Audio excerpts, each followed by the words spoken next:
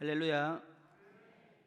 오늘 수요예배에 나오신 신안의 복된 성도님들을 주님의 이름으로 사랑하고 축복합니다. 사랑하는 성도님들 모두에게 은혜 넘치는 예배 되시길 소망합니다. 오늘 봉독한 출애굽기 3장의 말씀은 하나님께서 떨기나무 가운데서 모세를 부르시는 말씀입니다. 하나님께서 떨기나무 불꽃에서 나타나 모세를 부르셨습니다. 양떼를 치며 숨어 살아온 모세를 40년 만에 하나님께서 부르신 것입니다.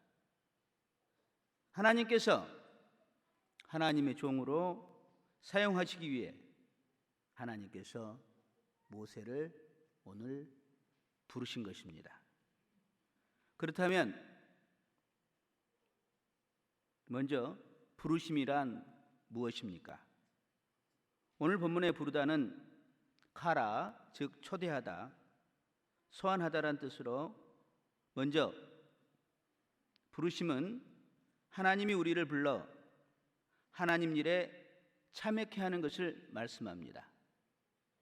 두 번째, 부르심은 죄인된 우리를 구원해 주시는 하나님의 은혜를 말합니다. 세계적인 신학자 하벨은 아브라함의 부르심과 모세의 부르심과 이사야, 에레미야의 이런 부르심에는 6가지 기본 패턴이 있다고 말한 적이 있습니다. 하벨은 먼저 부르심과 만남이라고 했습니다. 그리고 말씀과 소명이라고 했습니다. 그리고 마지막으로 재확신과 표적이라고 분류하였습니다. 그럼 하벨의 언급에 따라 우리가 모세의 부르심을 살펴보면 먼저 하나님께서는 모세를 떨기나무에서 모세야 모세야 불러주셨습니다.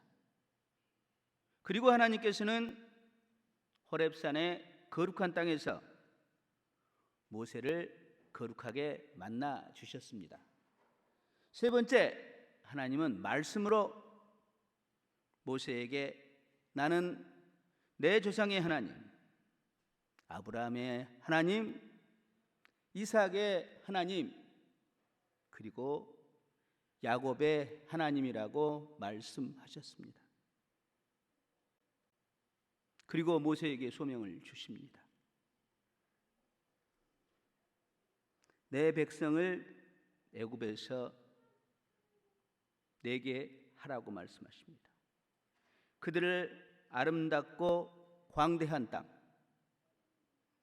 아름답고 광대한 땅으로 인도하여 젖과 꿀이 흐르는 땅, 바로 가나안 땅으로 인도하라는 소명을 주신 것입니다. 그런데 모세는 소명에 망설입니다. 하나님, 내가 누구이기에 바로에게 가며 이스라엘 자손을 애굽에서 인도하여 내리이까? 나는 본래 말을 잘 못합니다. 입이 뻣뻣합니다. 혀가 둔합니다. 보낼 만한 자를 보내소서라고 말합니다. 망설이는 모세에게 하나님은 믿음의 말씀을 주십니다. 내가 반드시 너와 함께 하리라. 하나님은 누가 사람의 입을 지었느냐? 누가 말 못하는 자나 못 듣는 자나 눈 밝은 자나 맹인이 되게 하셨느냐? 나 여호와가 아니냐? 내가 내 입과 함께 있어서 할 말을 가르치리라. 그리고 마지막으로 하나님은 모세에게 지팡이가 뱀이 되고 손에 나병이 생기고 나일강의 물이 피가 되는 표적을 보여주셨습니다. 지금까지 살펴볼 때 모세를 부르시는 하나님은 부르심과 만남, 말씀과 소명, 그리고 확신과 표적을 통해 이스라엘 자손을 애굽에서 인도하여 내도록 모세에게 소명을 주신 것입니다. 그럼 오늘 모세에게만 부르심은 어떠한 부르심이었고, 그리고 모세의 부르심에는 무엇이 있었으며, 하나님의 부르심에 우리는 어떻게 살아가야 하는지에 대해서 성도 여러분과 은혜를 나눠보고자 합니다. 먼저 모세에게 임한 부르심은 하나님의 은혜였습니다. 하나님이 모세를 부르신 것은 모세의 공로 때문이 아니었습니다. 오직 하나님의 긍휼하신 은혜였습니다. 모세는 나이 40이 되었을 때 애굽 사람을 죽이고 모래 속에 감추었습니다.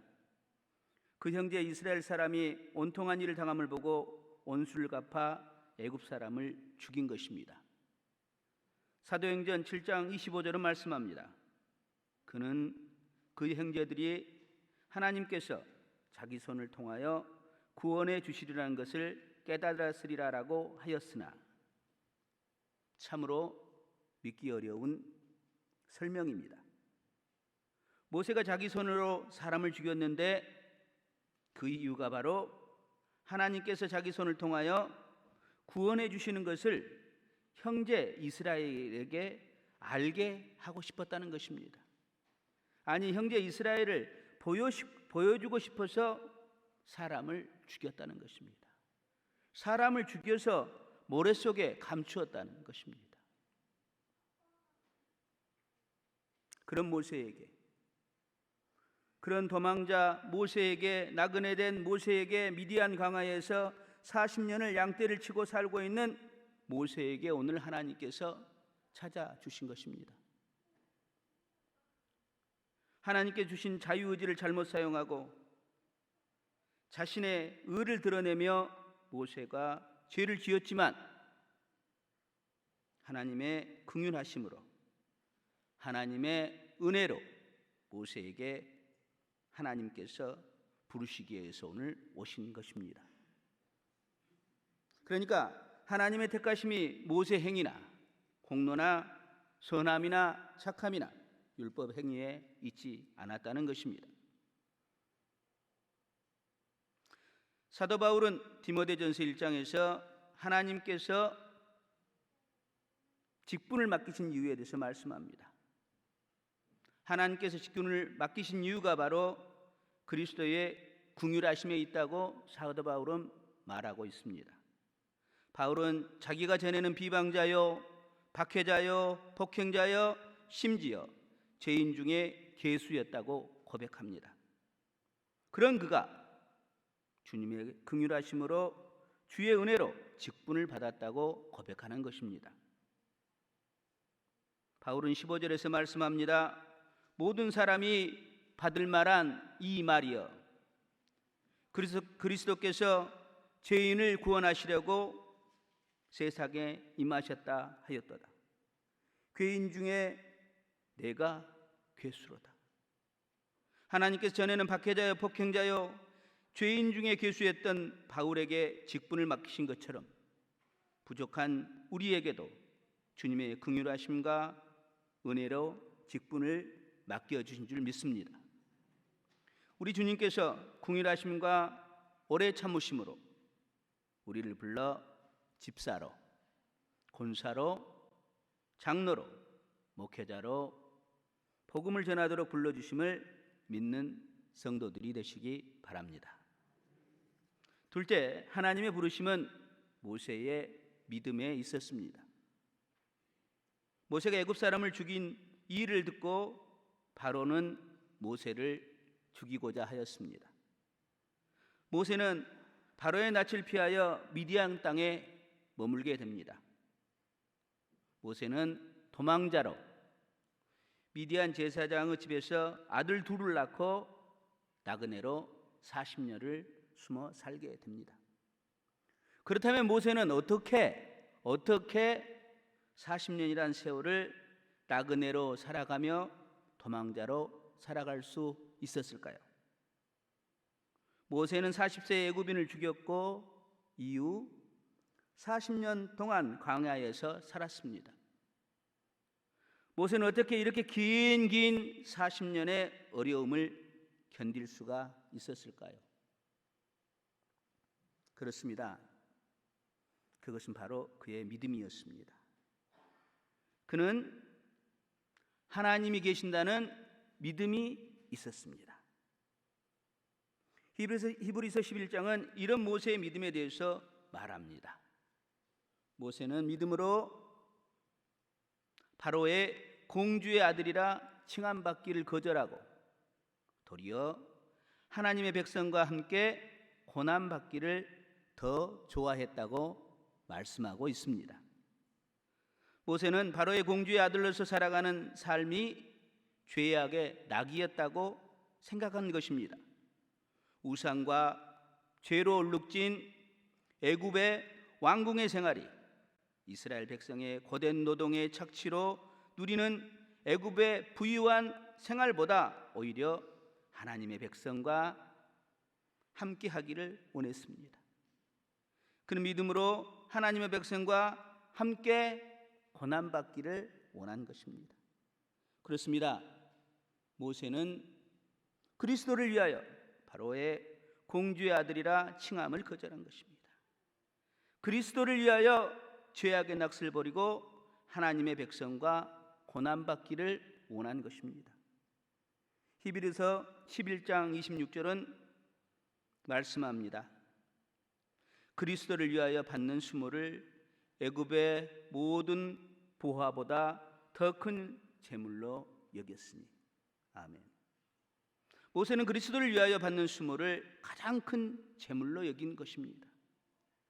그는 애굽의 모든 보화보다 그리스도를 위해 사는 것을, 그리스도를 위해 수모를 겪는 것을, 그리스도를 위해 고난 당하는 것을 더 큰 재물로 여겼다는 것입니다. 그렇습니다. 모세는 40년이란 긴 세월을 나그네로 도망자로 살아갈 수 있었던 것은 그의 믿음 때문이었습니다. 우리도 모세의 이런 믿음, 하나님의 백성과 고난받기를 좋아한 믿음을 본받는 성도들이 되어야 합니다. 우리가 잠시 받는 환난에 경한 것이 지극히 크고 영원한 영광에 중한 것을 우리에게 이루게 하실 줄 믿습니다. 그렇습니다. 성도 여러분, 믿음이 없이는 하나님을 기쁘게 하지 못한다고 했습니다. 하나님께 나아가는 자는 반드시 그가 계시는 것과 또한 그가 자기를 찾는 자들에게 상 주시는 이심을 믿어야 한다는 것입니다. 모세도 그랬습니다. 모세도 상 주심을 바라며 그리스도를 위하여 애굽의 모든 부하를 버린 것입니다. 참으로 본받을 만한 믿음입니다. 지금 우리는 모든 것을 더 많이 가지고 더 많이 누리고 더 편하게 살려고 노력하는 사람들이 많은 세상에 살고, 우리에게 참으로 교훈이 되는 모세의 믿음입니다. 그리스도를 위하여 받은 수모를 애굽의 모든 보화보다 더 큰 재물로 여기는 모세의 믿음을 가진 성도들이 되시길 바랍니다. 셋째, 하나님의 부르심에는 거룩함이 있었습니다. 본문 5절에서 모세에게 하나님이 이르십니다. 내가 선 곳은 거룩한 땅이니라고 말씀하십니다. 모세가 선 곳은 원래 옛날부터 거룩한 땅이 아니었습니다. 하나님의 임재하시고 계시기에 광야가 거룩한 땅으로 바뀐 것입니다. 바로 거룩하신 하나님이 계심으로 거룩하신 하나님께서 거룩하게 바뀌어 주셨다는 것입니다. 죽은 자를 살리신 하나님께서 그의 임재로 광야의 호렙산, 즉 하강암과 잡목으로 이루어진 볼품없는 산이 거룩한 장소로 거룩하게 변화시켰다는 것입니다. 그리고 5절 하반절에 내가 선 곳은 내 발에서 내 신을 벗으라고 말씀하십니다. 신을 벗는다는 것은 성경에 보면 거룩한 장소나 상중에 자기 기업을 포기할 때 벗었다고 기록하고 있습니다. 자기의 권리를 포기하는 것입니다. 그리고 히브리인들에게 신을 벗는 것은 수치스럽고 노예나 맨발로 다녔다고 합니다. 그리고 신은 먼지가 많은 근동 지방의 특성으로 더러움과 죄의 상징이었다고도 합니다. 그럼 신을 벗는다는 것은 바로 하나님의 거룩하심에 대한 경외의 표현이자 자신의 낮고 천함에 대한 고백이요 죄에 대한 해결로 해석할 수 있습니다. 그러므로 신을 벗는다는 의미는 먼저 자신이 죄에서 벌어진다는 것을 말씀하고 있습니다. 베드로전서 1장 15절은 말씀합니다. 오직 너희를 부르신 거룩한 이처럼 너희도 모든 행실에서 거룩한 자가 되라. 기록되었을 때 내가 거룩하니 너희도 거룩할지어다 하셨느니라. 그렇습니다. 하나님은 거룩하신 분이십니다. 거룩하신 하나님은 죄를 미워하시고 악인을 멸하실 것입니다. 이사야 6장에서 6날개 가진 스랍들이 하나님의 거룩성을 거룩하다 거룩하다 거룩하다 만군의 여호와여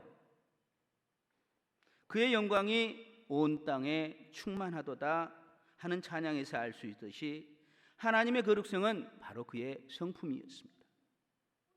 따라서 죄를 가지고 하나님께 우리는 가까이 갈 수 없다는 것입니다. 그리스도의 보혈의 긍휼에 의지하여 확실히 죄를 버려야만 거룩한 하나님께 나아갈 수 있다는 것입니다. 모두가 이 말씀을 기억하면서 거룩한 생활로 모두가 빛과 소금으로 우리를 자기 나라와 영광에 이르게 하시는 하나님께 합당히 행하는 성도들이 되시기 바랍니다. 또 다른 의미에서 신을 벗는다는 것은 모든 것을 내려놓고 오직 주님과 함께 하나님의 종으로 주님의 뜻대로 살아가라는 것을 의미합니다. 자존심이나 신분이나 미래나 다 벗어버리고 무엇을 판단하고 무엇이 옳고 모두가 재판관이신 하나님, 삶의 주인 되시는 하나님께 맡기고 이제 하나님의 종으로 살아간다는 서약의 의미를 가지고 있습니다. 바로 이런 종으로 가장 충성된 종의 모습을 보여주신 분이 바로 예수님이라고 할 수 있습니다. 빌립보서 2장은 예수님의 이런 모습에 대해 자기를 비워 종의 형체를 가지사 사람의 모양으로 나타나사 자기를 낮추시고 죽기까지 복종하셨으니 곧 십자가의 죽음이라고 하셨습니다. 그렇습니다. 우리는 예수와 함께 장사되고 하나님의 역사를 믿는 믿음으로 함께 일으키심을 받았습니다. 이제 죄로부터 벗어나 의에게 종이 된 것입니다. 이제는 죄로부터 해방되고 하나님의 종이 되어 거룩함에 이르는 열매를 맺는 사람들이 되었다는 것입니다. 갈라디아서 2장 20절은 말씀합니다. 그러므로 내가 그리스도와 함께 십자가에 못 박혔으니 그런즉 이제는 내가 사는 것이 아니요 오직 내 안에 그리스도께서 사시는 것이라. 오직 우리 모두가 하나님의 아들을 믿는 믿음 안에서 자기 신을 벗어버리고 오직 주님과 함께 주님만을 의지하며 거룩하게 하나님의 종으로 살아가는 성도들이 되시기 바랍니다. 사랑하는 성도 여러분, 우리 모두는 하나님께서 불러주셨습니다. 예수님의 십자가의 죽으심으로 우리는 하나님과 화목하게 되었습니다. 그의 살아나심으로 구원을 받는 우리는 바로 거룩한 성도가 된 것입니다. 그렇다면 우리는 부르심에 합당한 삶을 살고 있습니까? 고린도전서 7장 17절에 말씀하듯이 주께서 각 사람에게 나누어 주신 대로 하나님을 각 사람을 부르신 그대로 행하며 살고 있습니까? 다른 사람을 섬기며 부르심에 합당한 생활을 하고 살고 계십니까? 성도 여러분, 혹시 부르심대로 살아야 하는 우리가 혹시 모세처럼 부르심에 주저하고 있지는 않습니까? 내가 누구이기에 본래 말을 잘 못합니다. 입이 뻣뻣합니다. 혀가 둔합니다. 보낼 만한 자를 보내소서. 아니면 에레미야처럼 주 여호와여 보소서, 나는 아이라 말할 줄을 알지 못하나이다 라며 주저하고 있지는 않습니까? 그렇습니다. 망설이며 주저하는 모세에게 하나님은 말씀하십니다. 내가 반드시 너와 함께 있으리라고 약속해 주셨습니다. 내가 반드시 너와 함께 하리라. 내가 내 입과 함께 있어서 할 말을 가르치라고 약속해 주셨습니다.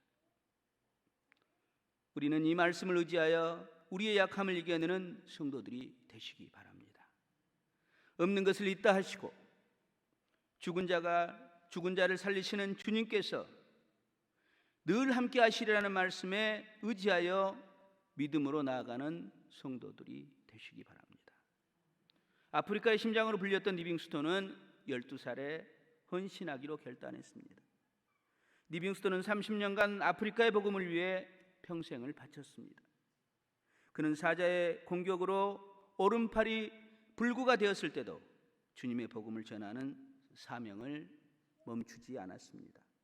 그가 말년에 옥스퍼드 대학에서 명예학 박사를 받을 때 사람들이 물었습니다.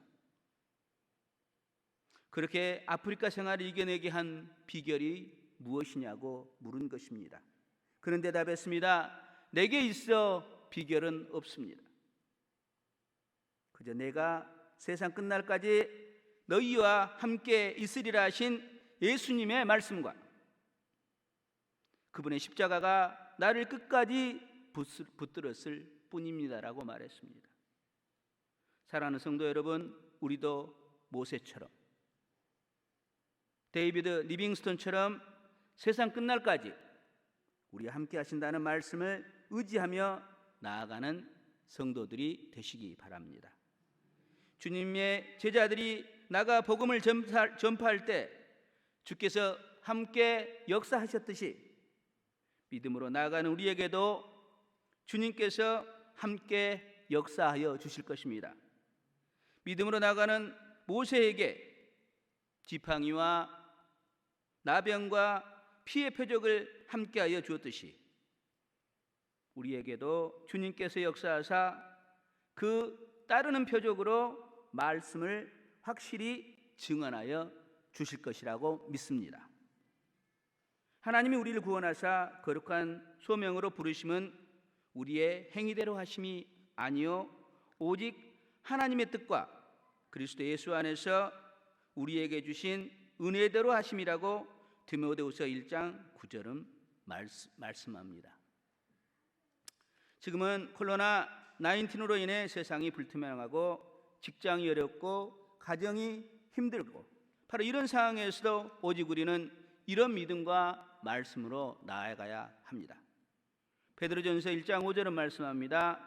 너희는 말세에 나타내기로 예비하신 구원을 얻기 위하여 믿음으로 말미암아 하나님의 능력으로 보호하심을 받았느니라. 그렇습니다. 우리는 하나님의 능력으로 보호하심을 받았습니다.